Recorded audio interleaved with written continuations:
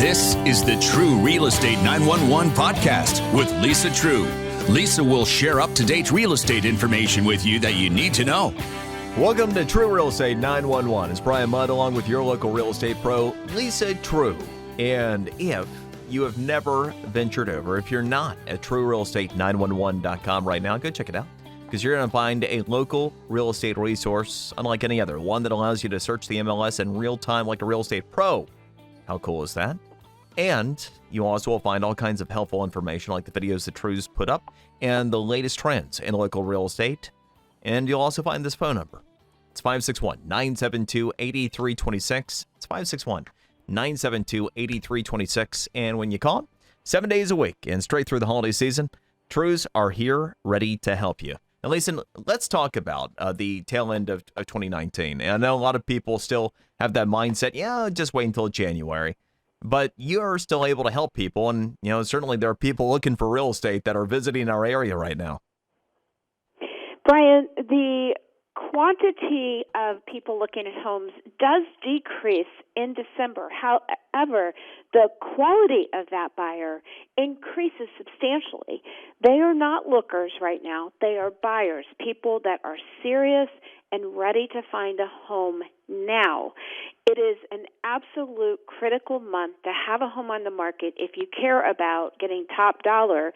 And let's face it, I believe this year, December is going to be even more important due to winter, taxes, and people just being over all of the Northeast stuff they're dealing with and ready to transition to Florida. Yeah, when we started having snow and record-setting snowfall in September, you had an idea that there'd be capitulation. We're not even at winter yet, and many have, to your point.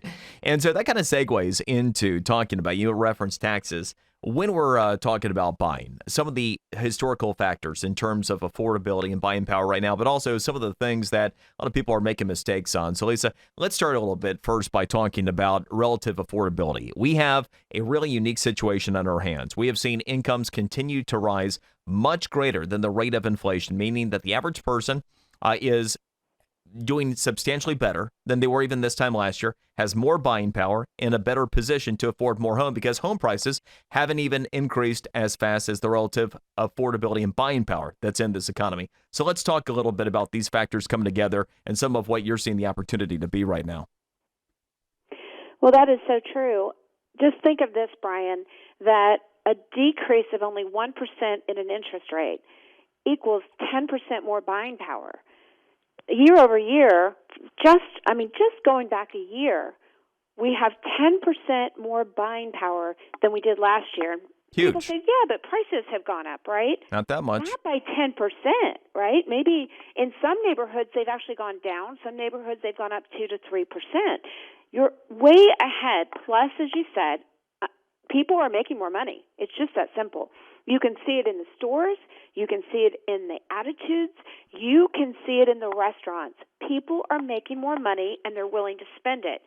What I want people to think about is stop spending and look at investing it in your home, investing it in investment properties, finding ways to build wealth.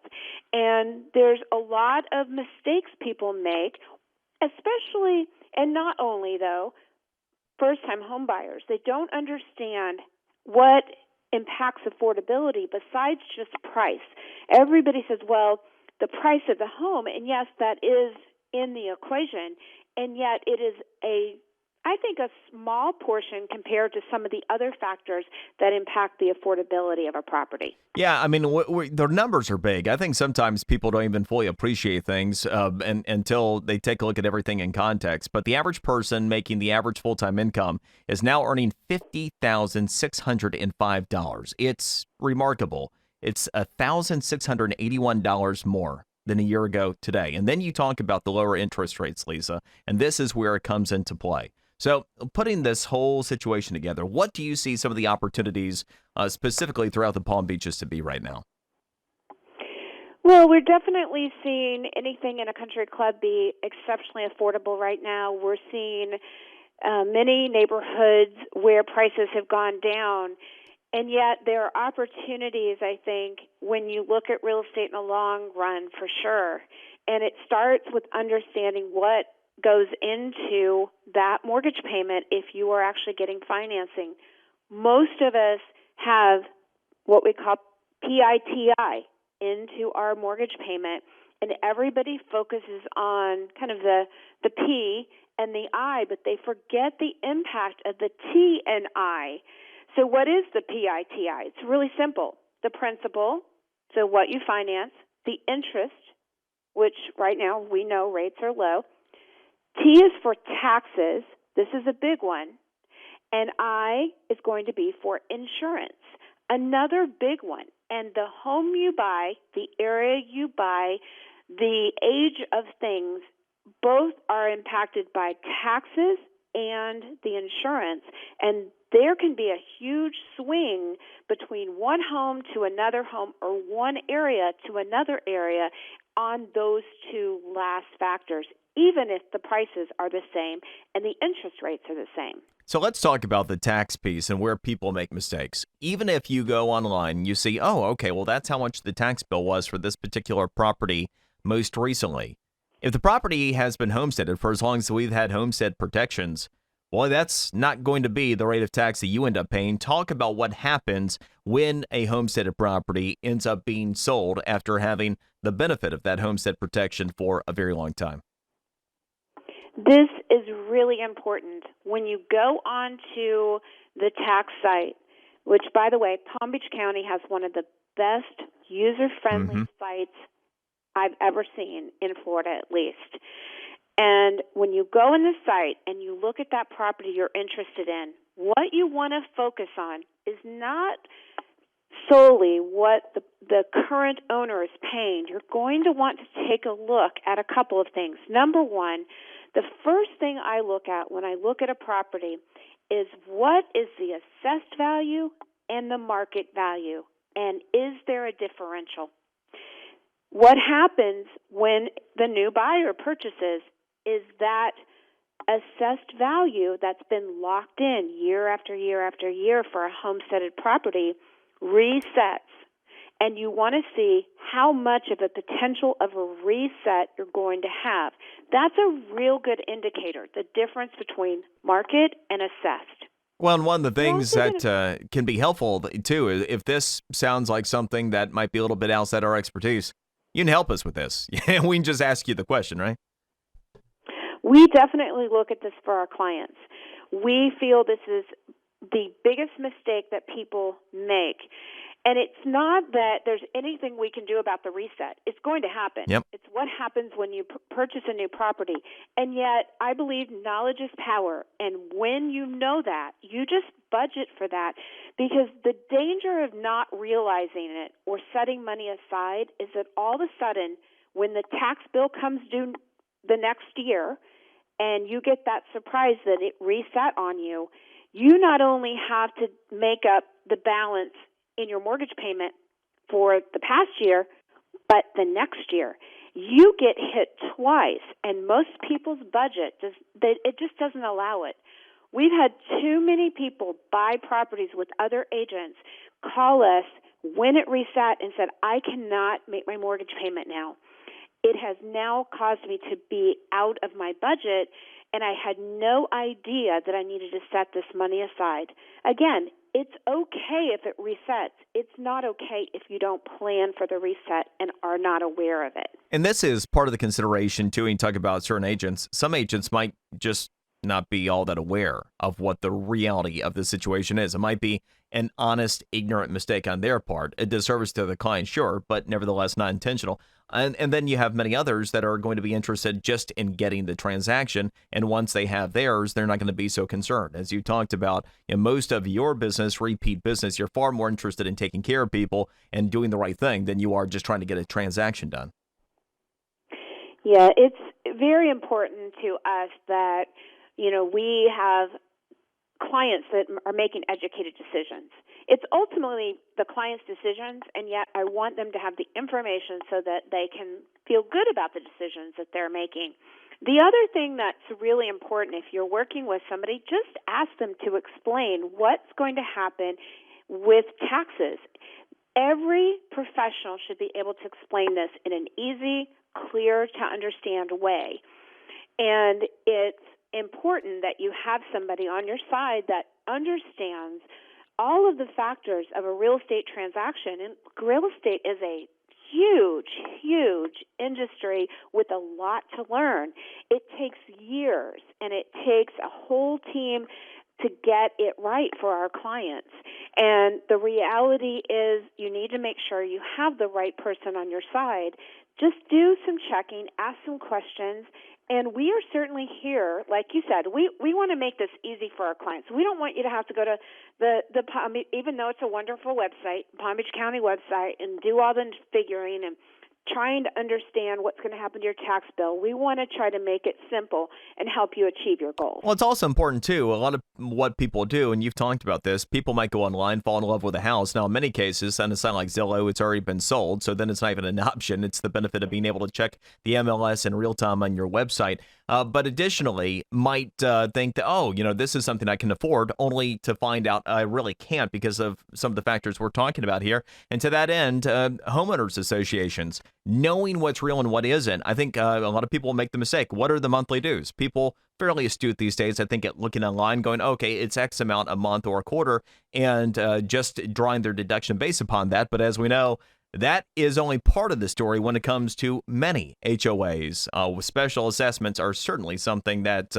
are used by many associations as a standard operating procedure, whereas with others, they typically are pretty good about reserves. Tell us a little bit about some of the thoughts that can go into understanding the history of homeowners associations. Yes, both homeowners and a condo association, it's important to understand what has happened to their fees and also what has happened to their special assessments. Many communities are not setting enough reserves aside so that when normal things happen, they are forced to do a special assessment. This happens a lot in condos. And once again, if you are not expecting that, that becomes an extra monthly payment or quarterly payment that you are making that you had not planned on. The other thing is making sure you're buying in the right association. If you are buying in a community with a lot of amenities and you don't want to use those amenities, it might be better to increase your sales price a little bit and buy in a community where you're getting more house and less amenities, because ultimately most people are concerned not by the price of the home, but the monthly payment or the investment they're going to make every single month. So making sure that the association fees or the condo fees are equal to the amenities you want to reserve. If you want everything and you want cable, you want, in many cases, some of your insurance paid for, you want all of the recreational amenities, yes, pay for them. It's a great value. But if you're never going to use them, it's a waste of money. Let's spend more on what you are going to use, which is the home that you're going to live on. Such a valuable point. So valuable. In fact, I was having a different version of a similar conversation with someone recently about what you're talking about with the amenities. I likened it to a car. We know that there might be a particular car, and maybe you know that you're interested in a particular model car, but then how many different technology packages might there be and accessories? And you can spend an awful lot of money unnecessarily if you're not needing or desirous of every single technology gadget that might be featured. And it can make the difference in some cases of up to a quarter of the entire price of the car. So that can be complicated when we're talking about all the different options in real estate. Again, this would be the expertise of your team. Kind of like having, somebody good that's an expert. We give you an idea of what we're looking for. You already will have an idea of what might be a good fit rather than us trying to figure it out after lots of frustration and many months. Yes, if we lower maybe taxes or we lower insurance or we lower, for example, homeowner fees, we can increase the sales price without impacting your affordability at all. And many people don't realize that. They get so focused on that sales price that they forget that it's a total package. Insurance is a big one.